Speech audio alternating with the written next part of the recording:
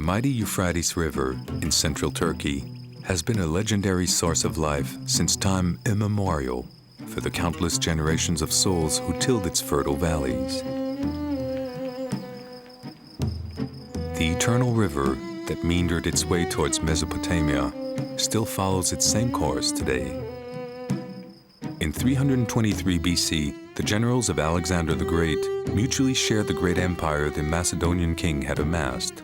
One of the generals, Seleucus I, founded the dynasty of the Seleucids with its capital, Antioch. He also founded the town of Zeugma, which under Roman occupation became one of the principal cities on the Mediterranean. Excavations have been carried out sporadically in the area around Zeugma over the past 25 years, and very quickly revealed the significance of this civilization. Large necropolises, containing many elaborately carved tombstones, lend silent testimony to the size and importance of the city that flourished from 300 BC until it was overrun by the Crusaders in the 11th century.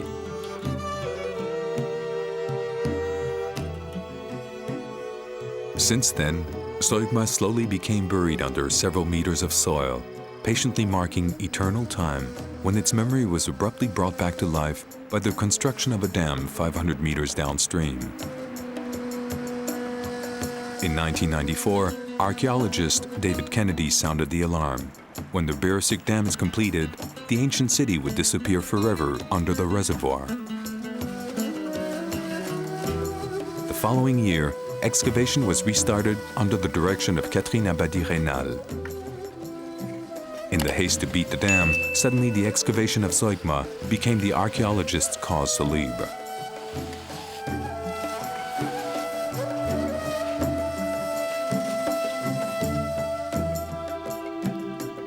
Like a rescue team confronted by an imminent catastrophe, the archaeologists were faced with only 4 years to complete their task.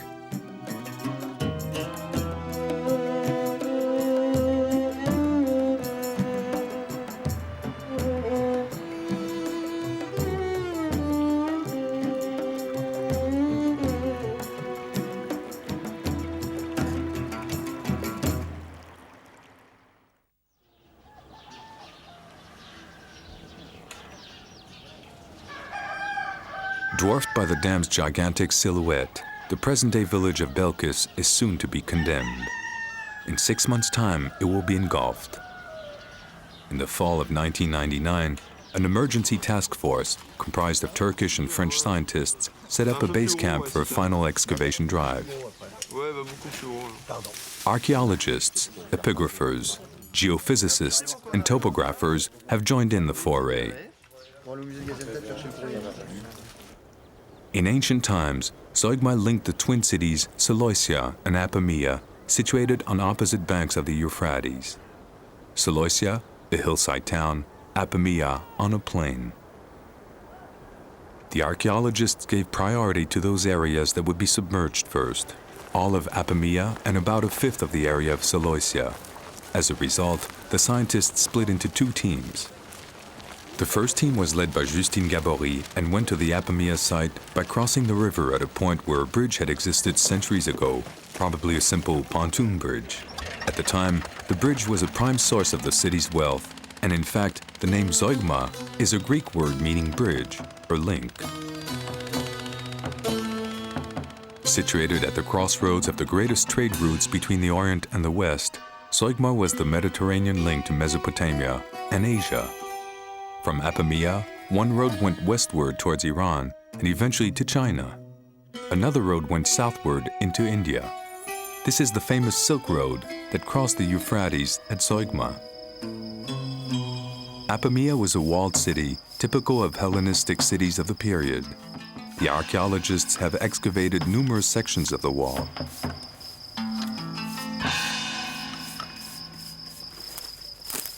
The polygonal stone blocks that comprised the wall were fitted together with such precision that mortar was unnecessary, bearing witness to the genius of Greek architects and stonemasons.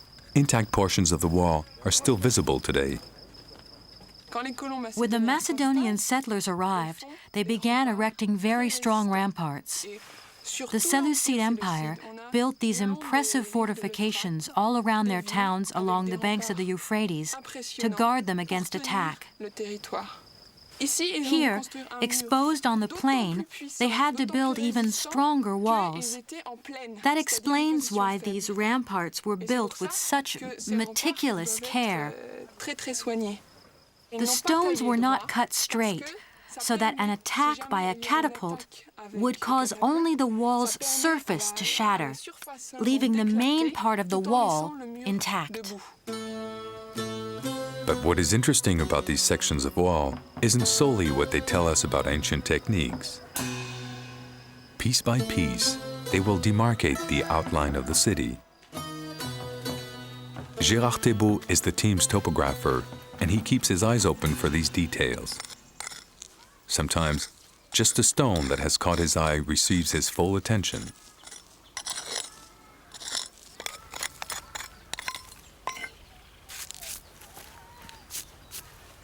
Each piece of wall that is found is plotted on a chart, like so many pieces of a puzzle. Here, the remains of a circular tower. There, a right angle, no doubt part of a rectangular tower. They're probably blocks that have been reused. Adding to the difficulties in the search for wall fragments is the fact that sometimes people would use these stones for other purposes. The excavation site is actually located on farmland, whose owners will soon be forced to leave because of the dam. Despite the tension and distress of the residents, the archaeologists were extended a warm welcome and even received some particularly interesting bits of information. Sometimes, these are little clues that enable them to piece together facts that may lead to important discoveries in a rush project like this.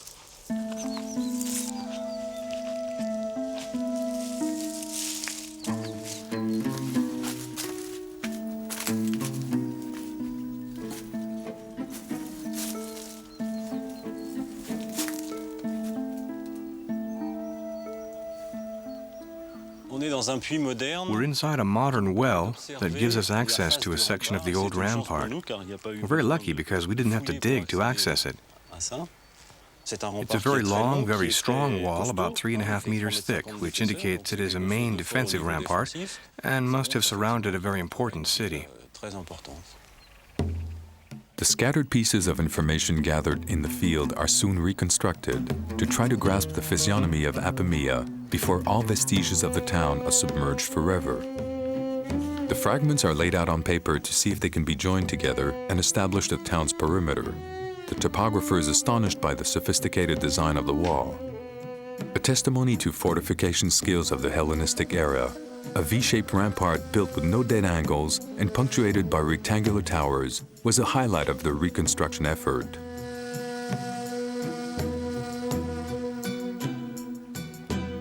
Apamea occupied over 36 hectares of land and was completely surrounded by a high wall more than 3,000 meters in length. But what was inside the wall? To try to discover that, the archaeological team enlists the help of two geophysicists, Albert Hess and Christophe Benec, who employ magnetic processing technique, a method used to locate underground oil and mineral deposits. Albert Hess is a pioneer in this method of archaeological investigation. We're all aware of the Earth's magnetic field because we all use it to orient our compasses. However, we also know that the magnetic lines of force can be upset by certain underground materials. Therefore, by measuring the magnetism on the surface of the ground with an instrument called the magnometer, we can locate disturbances in the magnetic field that may indicate that there is something buried there. Christophe Benec slowly and steadily walks a straight course, following the ribbon that has been laid along the ground, all the while listening to the rhythmic beep of the magnetometer to maintain a steady pace. Every fifth of a second, two sensors record the variations in the Earth's magnetic field. Looking astonishingly like a Martian in his curious gear, Christophe tirelessly marks the areas to be explored.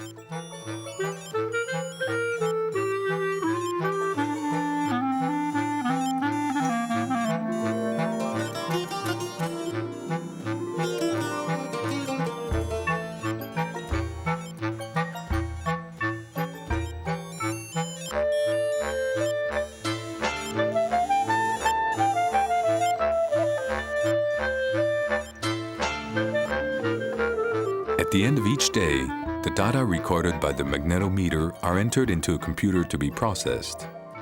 The images are displayed on the monitor as a negative and are exceptional. Although buried as deep as 3 meters, the wall and towers show up quite well on the screen. Soon, the streets of the city and the blocks of homes come into focus. The walls of the houses, all parallel to the street, are clearly visible in white on the screen. The team's work has now become a veritable relay race. Together, the geophysicists and archaeologists determine the zones to prospect, and little by little, all the information gathered will be pieced together, enabling the team to reconstruct the jigsaw puzzle of Zeugma. 8 archaeological work sites have been established in the area, providing enough data to reconstruct the entire town.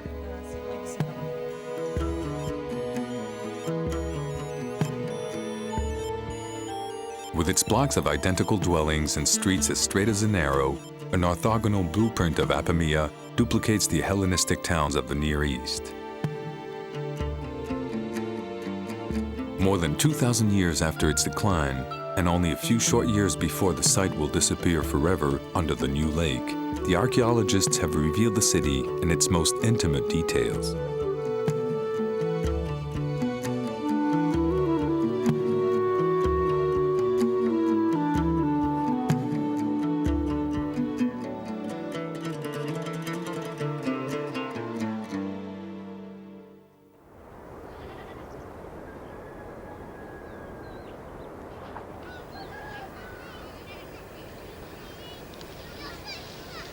After flourishing for 200 years, Apamea experienced a rapid decline that was probably linked to the vagaries of the Euphrates River and the conquest of the land on its left bank by the Parthian Empire. Meanwhile, its twin city, Seleucia Zeugma, on the right bank, continued to flourish under the protection of the Roman Empire. The second team of archaeologists who are working at the same time on the right bank over Seleucia Zeugma are becoming apprehensive. Completion of the dam is imminent.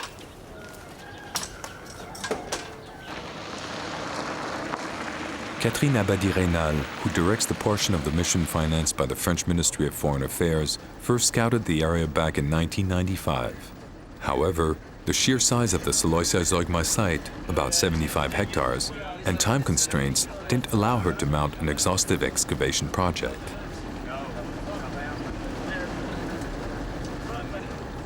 Seleucia was built on a series of hillsides on the riverbank, so Abadi-Reynal decides to focus her attention on the lower parts of the site, about 15 hectares in all, that will be inundated first.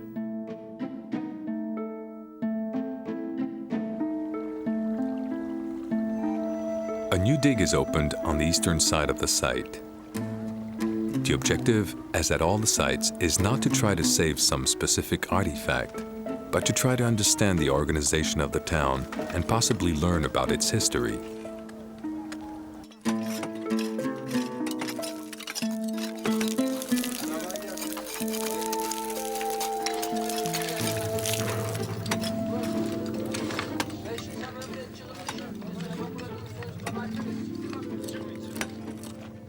Alain de Romeau, in charge of this site, comes up against the same difficulties as his colleagues.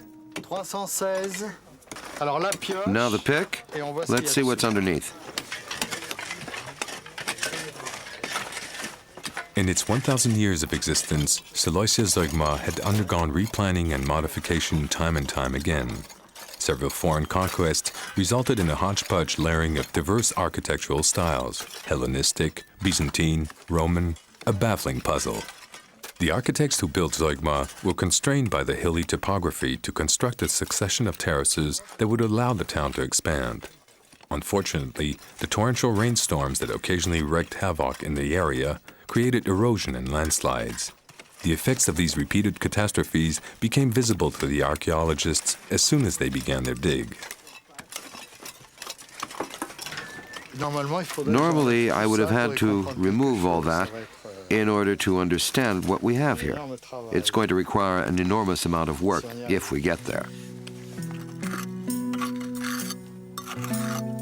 After a few days of digging, the archaeologists' spirits are lifted when they discover what would become one of the keys to the puzzle they're facing.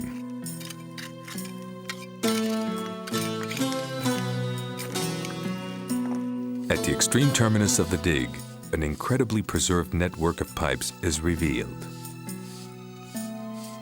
These channels all appear to be oriented along a common axis, worth investigating immediately. By following one of these channels, Daniel Frasconi discovered an access to the network.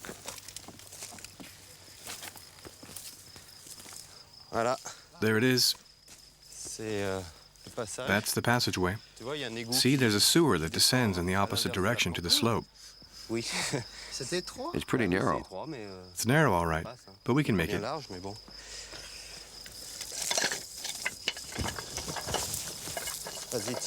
Hold on, Alan.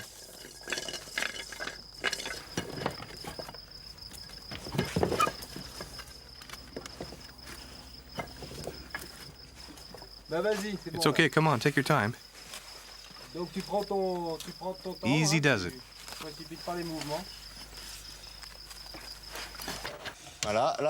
Be careful, the next rung is missing. Your feet will be dangling. That's it. Good. Watch your head. Did you notice the length of it? It's incredible. You see the walls? It's really something.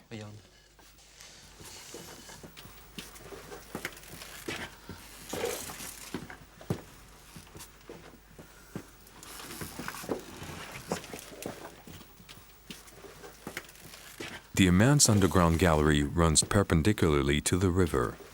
About 1.5 meters wide and at places as high as 3.5 meters, it is constructed entirely of carefully fitted blocks characteristic of the Hellenistic period.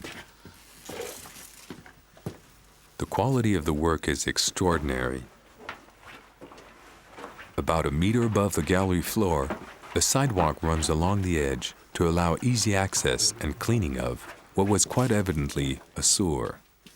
Obviously, this ancient sewage system was the town planner's solution for handling the removal of wastewater and the torrential downpours that occasionally threatened the city. Here you can see the walkway for the workers who had to clean out the sewers. If anything caused the flow of sewage to back up at the rear of the chamber, they could push the blockage still further back and unplug the sewer. It was certainly vital to have a sewer that worked well. The two archaeologists followed the system for over 750 meters and found it perfectly intact. In fact, it could still be used today. Each block is perfectly fitted. The precision is extraordinary.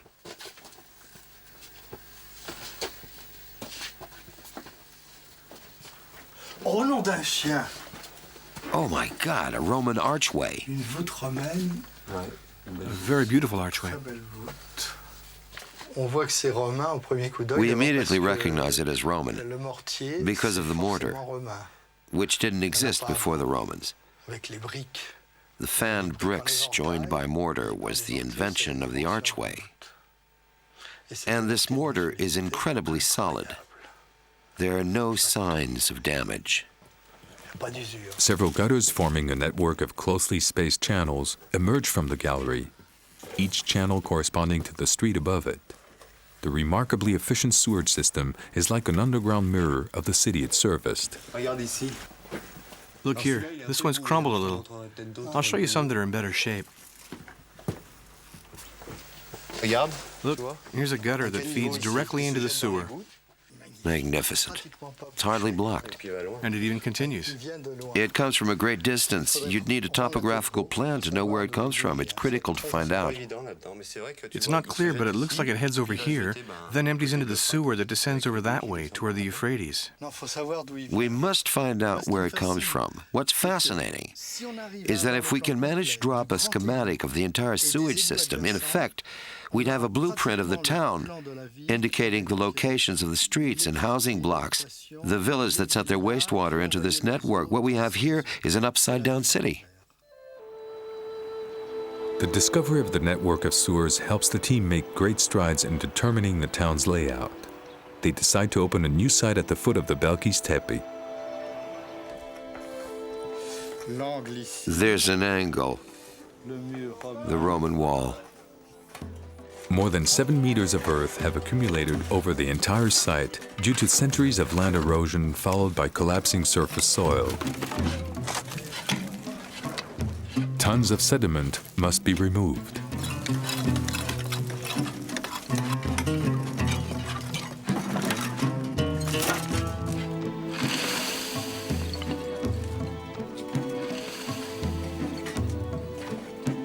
Suddenly, monumental structures start to emerge from out of the rubble.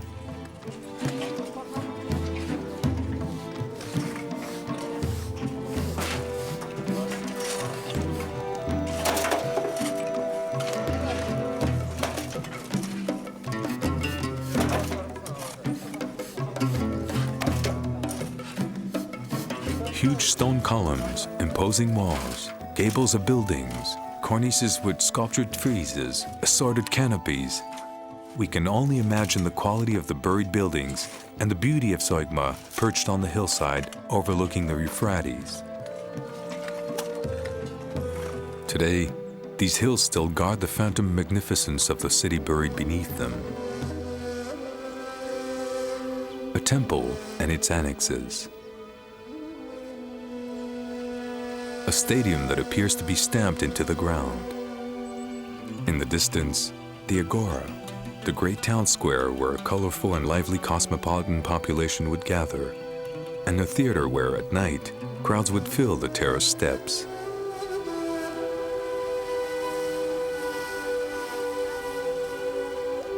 Upriver were the stone quarries where the builders and architects of Zeugma would go for their supplies.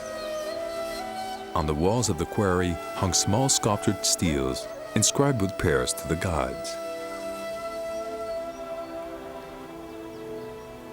Besides the steels were other small tablets inscribed in Latin by the Roman legionnaires who worked here.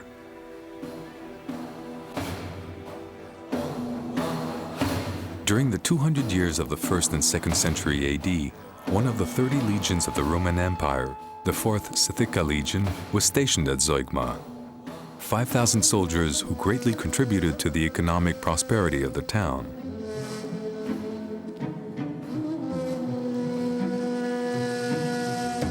Zeugma became wealthy enough to strike its own currency, which was imprinted with its symbol, the Belkis Tepe, surmounted by a temple.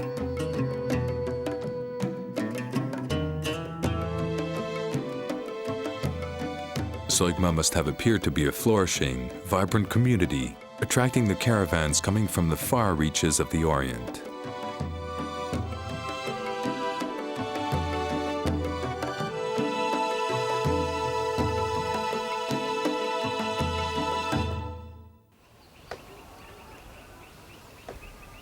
It is now April 2000. The dam has been completed. Soon, in a month or so, the water level behind the dam will slowly begin to rise and should reach its limit by October. In Belkis, the villagers will wait until the last moment to leave. Before leaving, they will demolish their homes and carry anything of value away with them.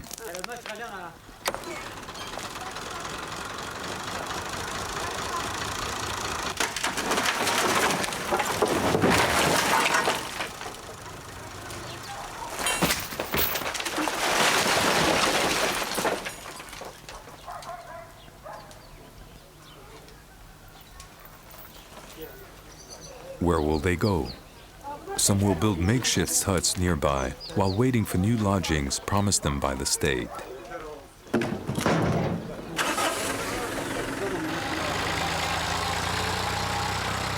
Others will cram themselves into the already overcrowded homes of their relatives. But most of the 30,000 people being displaced by the dam will head for the suburbs of the big cities, most often arriving without skills or money.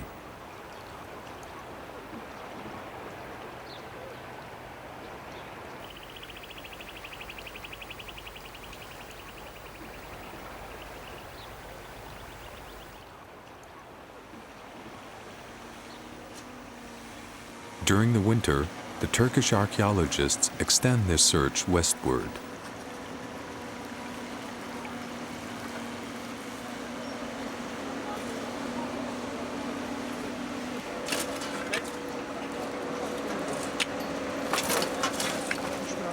Pierre Le Riche, who originally launched a French mission in Zeugma, joins the Turkish team led by Haki Alan, the director of the Archaeological Museum in Gaziantep. Mehmet Onal is in charge of the digs, along with Dr. Rifat Ergek, who was one of the first archaeologists present on the site with David Kennedy. Time is ticking away. There are only days to go, so the archaeologists decide to borrow the construction equipment from the Public Works Department that was left at their disposal. These very powerful machines have to be employed with extreme caution to avoid damaging possible artifacts.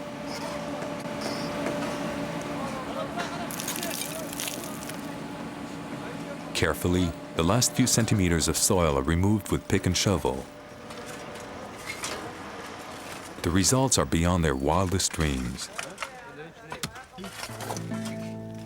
The archaeologists unearth the relics of an impressive architectural estate in a well-preserved condition.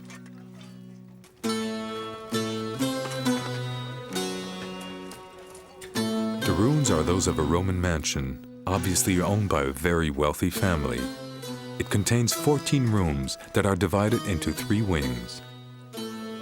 The center wing contains the reception areas and is slightly raised. But the archaeologists are intrigued by the jumble of broken and crumbled columns scattered about, lying on top of each other. An inventory is quickly carried out before attempting to explain this mystery.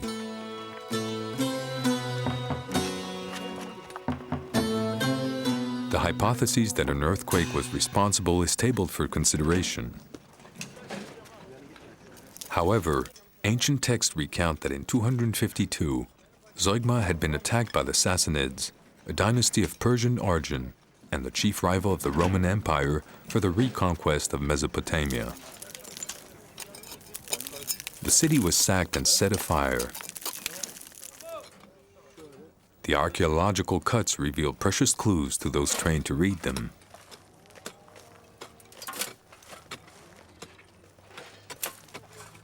In this house, we would have expected layers of accumulated debris, from settled dirt or perhaps as a result of digging.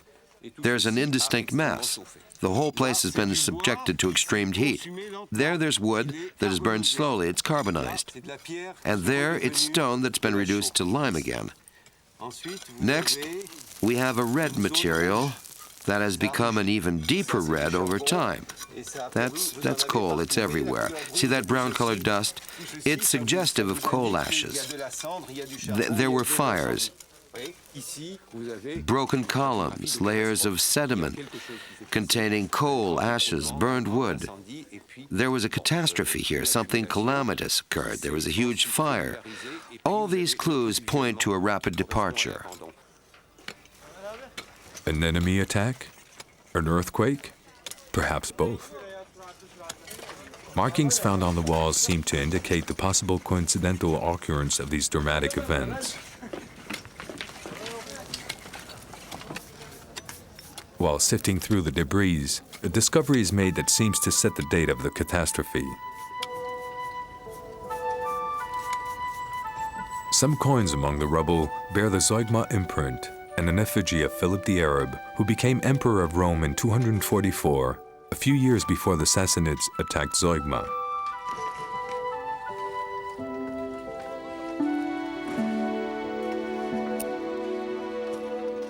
The Despite the pillaging that occurred, rubble from the villa reveals other treasures, mainly terracotta and bronze articles.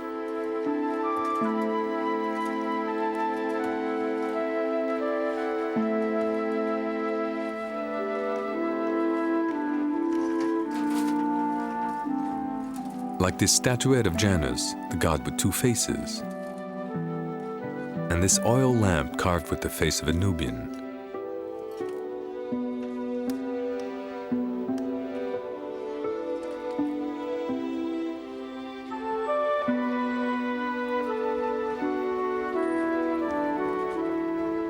Or this bronze Cupid, the Roman god of love and the Greek Eros.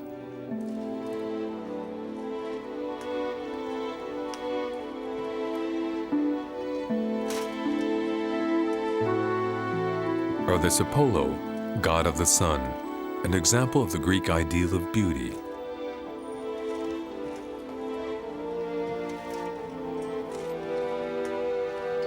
So many treasures return to the light of day, evidence of the prosperity and sophistication of Zeugma and its inhabitants.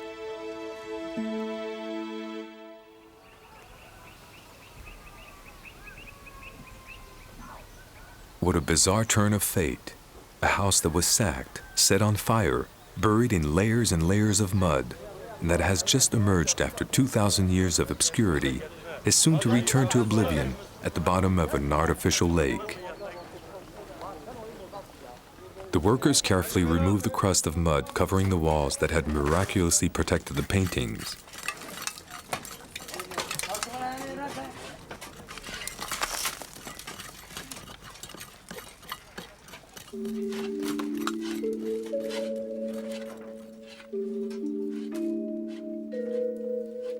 The decor ranges from simple friezes with geometric patterns to more elaborate representations of, say, birds. There are also splendid panels, some of which are imitation marble, similar to those found in Ephesus or Pompeii.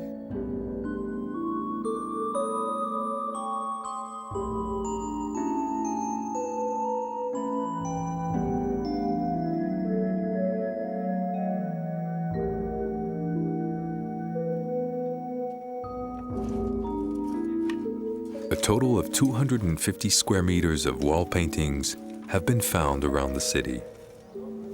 When exposed to the air, the paintings become very fragile. They must be supported and restored before they are taken down and transported to a safe place.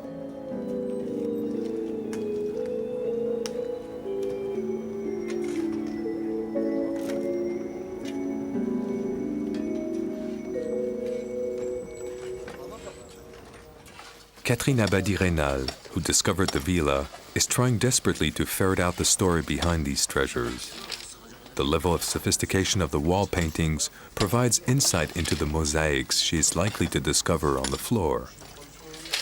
Her priority is to extricate the core of the villa, the white water lily fountain, traditionally located in the interior courtyard of a Roman home. She also hopes to retrieve the triclinium or living room. احمد İbo temizliğe başlıyoruz, tamam mı? Kuva alalım, su, tamam. Once again, the workers find more coins and some building nails in the mixture of earth and ashes that cover the ground.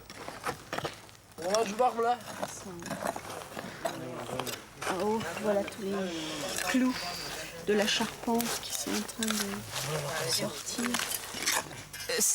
Luckily, the fire permanently damaged the home, making it unlivable. We are also fortunate that no one tried to fix or rebuild it before it was completely buried by a mudslide from the hills behind it. The mud explains the excellent condition and elevation of the walls of the house.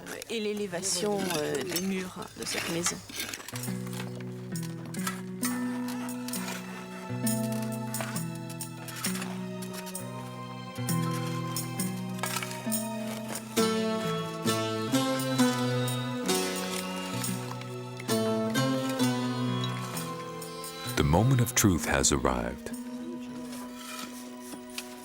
Starting at the edge of the room, the mosaic is gradually revealed, and the fine craftsmanship and style are immediately apparent.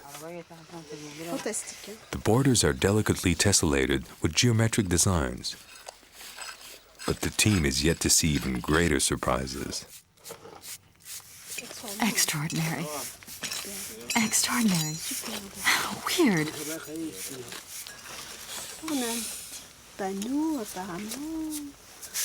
Look, there's something...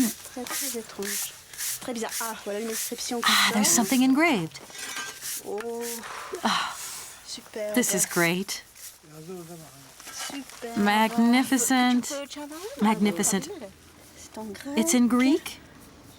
Eikaros.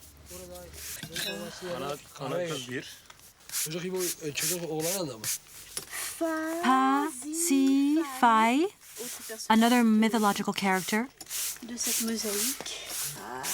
Oh, truly magnificent.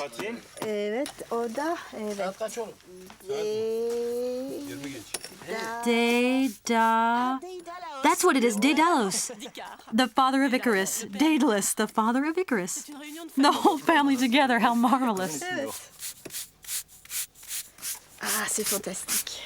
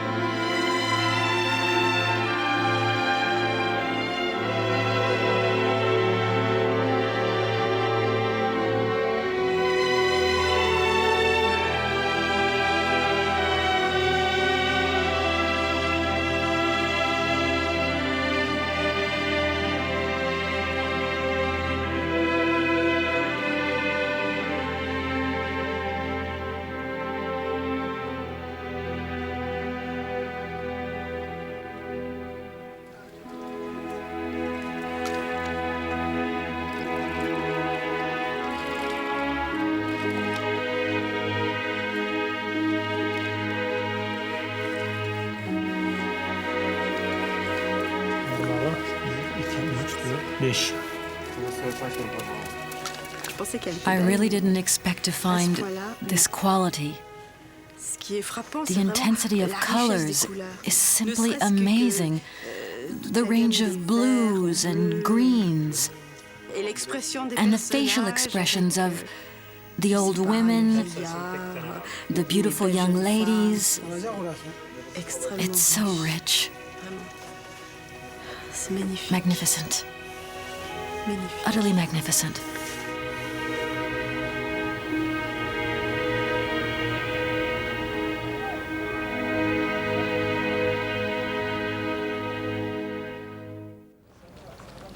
Word of this exceptional mosaic quickly created a sensation in the entire region. Everyone comes to the paneling depicting the legend of Pasiphae to marvel at its beauty and wonder about its significance. Everyone has something to say. Why are Daedalus and Icarus portrayed with carpenter tools?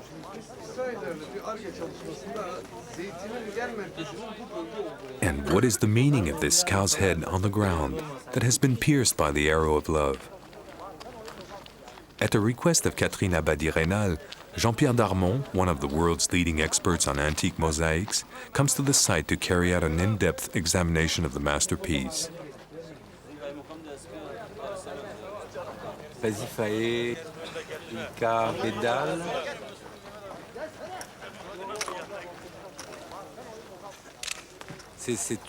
It's one of the most unique and beautiful mosaics from that time period that I've ever seen.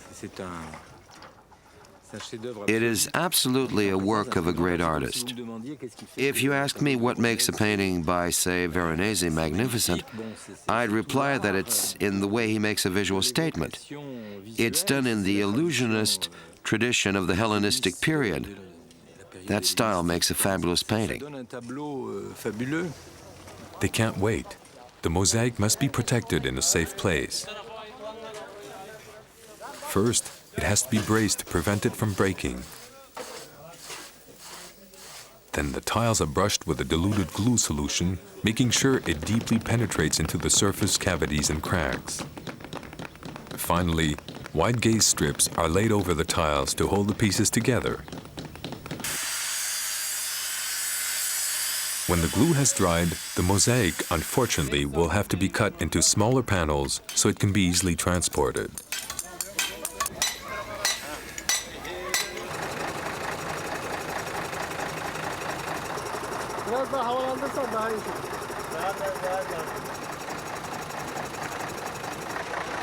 With limited means, the masterpiece will have been saved at the last minute from the disaster.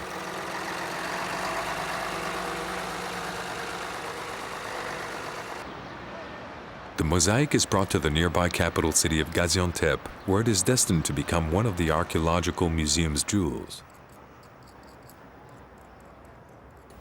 After several hours of basic restoration, Jean-Pierre Darmon is ready to start his first examination.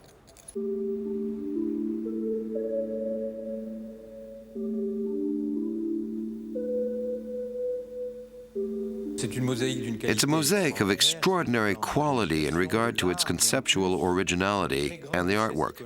Additionally, it's rich in iconography. It depicts a mythological tale in which Pasiphae, queen of Crete and wife of Minos, falls passionately in love with a bull.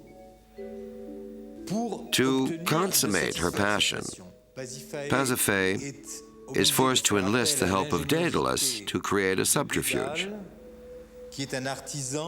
A clever craftsman and demiurge, Daedalus constructs a wooden cow in which Pasiphae will hide to receive the bull's semen.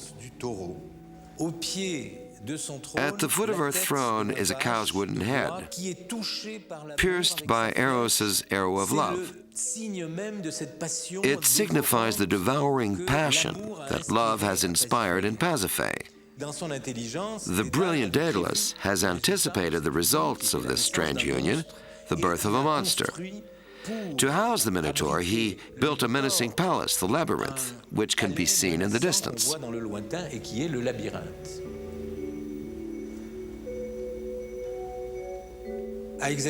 There is something odd that can be noticed upon closer scrutiny of the mosaic. While the other figures are named, one is not.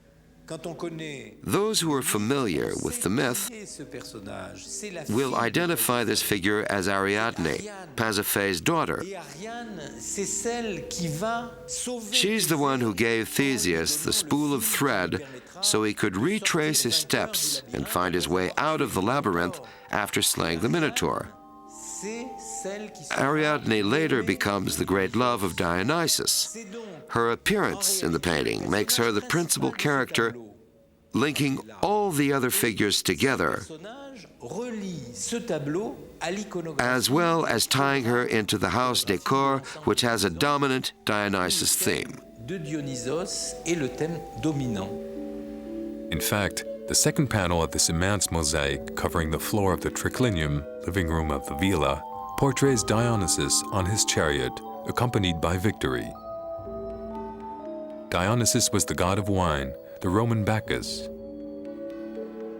He was also a liberating god, an initiate, enabling others to obtain knowledge and improve their lot. The homeowner who commissioned the mosaic was undoubtedly a very wealthy man. He was a member of the cultured elite who took pleasure in debates and erudite games. Each room uncovered by the French and Turkish teams reveals a new chef-d'oeuvre, another masterpiece. Each is part of a procession of mythological scenes that, even by some mere detail, has relevance to the legend of Dionysus. Very elegant. Look at the way the movement flows. It's Antioch and Satyros and evidently Zeus. Zeus is the satyr. With Galatea over here. Listen. 2, 3, 4, 5, 6, 7, 8. Must be the 9th or the 10th. In fact, there are a total of 15, and the archaeologists are jubilant. Altogether, they have retrieved some 1,000 square meters of mosaics and wall frescoes that will be saved for posterity. Besides being of inestimable artistic value, they are of great importance in adding to the sum of historical knowledge about the Roman and Hellenistic influence in the Near East.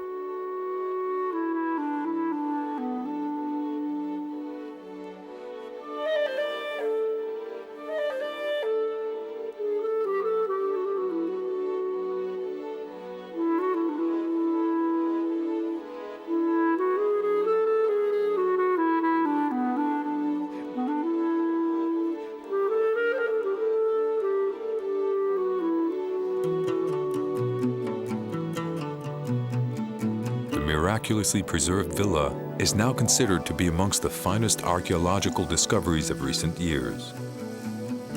Resurrected from near oblivion, when all else will have vanished, these treasures alone will stand witness to the wealth and glory of what was Zeugma, the Pompeii of the Middle East.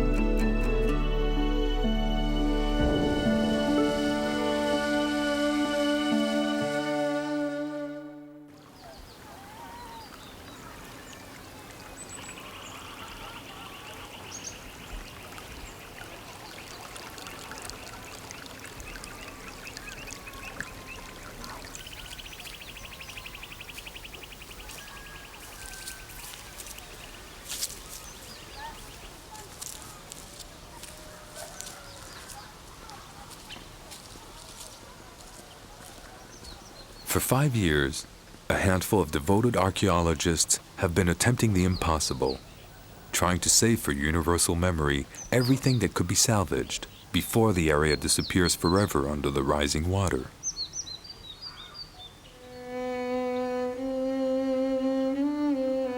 Once the dam's floodgates are closed, an artificial lake will slowly swallow up the valley. The paintings, the mosaics, and all else that has been lying protected under a blanket of earth for 20 centuries will be gone forever. In a few weeks, it will all end.